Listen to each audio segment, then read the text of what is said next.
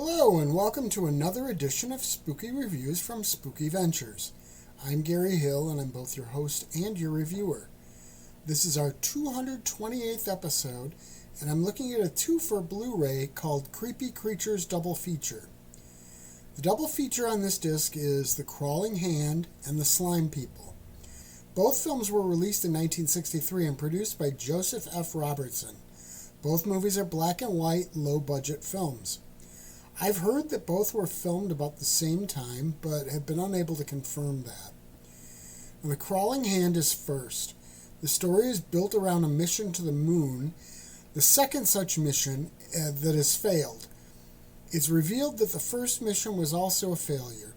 On re-entry, the decision is made to destruct the spaceship because the astronaut seems to be possessed and has asked the ground crew to destroy the ship. Not everything is destroyed, though. A young medical student finds the severed hand of the astronaut on a beach and brings it home. Then things go horribly wrong. There are a lot of things about this movie to like. Using just part of the forearm and hand was a clever way to make a frightening monster on a very small budget. It plays into the teen-centric, or at least very early 20s-centric, trend of a lot of horror movies of the time. That brings a bit of a I was a teenage Frankenstein and I was a teenage werewolf vibe to it. The pacing is definitely a problem, though. The movie plods along at times. It also falls into the whole let's feature a hip rock and roll song with teens dancing to it cliche. That was so common in movies of the time, and I think it generally doesn't age well. It should be mentioned that Alan Hale plays the sheriff in the film, and I kept expecting him to call his deputy his little buddy. Honestly, the character isn't at all like the skipper. He plays it very straight, showing a completely different side of his acting range.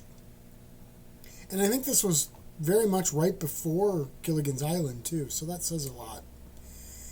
Overall, I think the movie works reasonably well as a low-budget monster film. It is a product of its time, but that's part of the charm of it.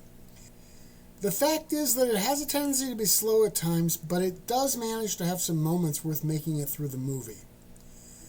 That brings us to the second film, The Slime People. Of the two, I think that's the better movie. I love how it jumps right into the action. As the film starts, we see a pilot having to find a place to bring his plane down when he's told LA is shut down. It turns out Los Angeles is under siege by beings from underground called the Slime People. Now this fits into the whole rubber suit school of monster design. The costumes look quite a bit like the Zygons from Doctor Who, leading me to wonder if the showrunners from Doctor Who actually saw this movie and perhaps were influenced in the design of the costumes. This film also drags a little at times, but not as much as the previous one did. It makes great use of fog, which is explained as part of the invasion, to create an otherworldly, creepy atmosphere on a very low budget. And speaking of budget, take a look at the prices in the grocery store that they hide out in. That'll be a real blast from the past. Now let's have a look at the bonus features. I should mention this is a single Blu-ray disc that contains all of this, the two movies and the bonus features. Also, the movies are apparently cleaned up 4K restorations of the films. As to those bonus features, there are a number of them here, but there are two that I really enjoyed. One is a gallery of classic drive-in movie posters. The other is a featurette titled Rubber Monsters, Real Fears, Mid-Century Sci-Fi. Both of these pieces were entertaining and interesting and seemed too short. There are a couple of other bonuses, each devoted to one of the movies. I wasn't as enthralled with those.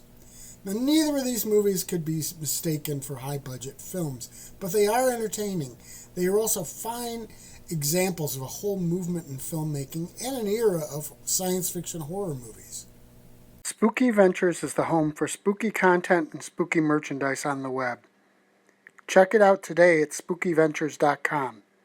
And remember, always keep it spooky.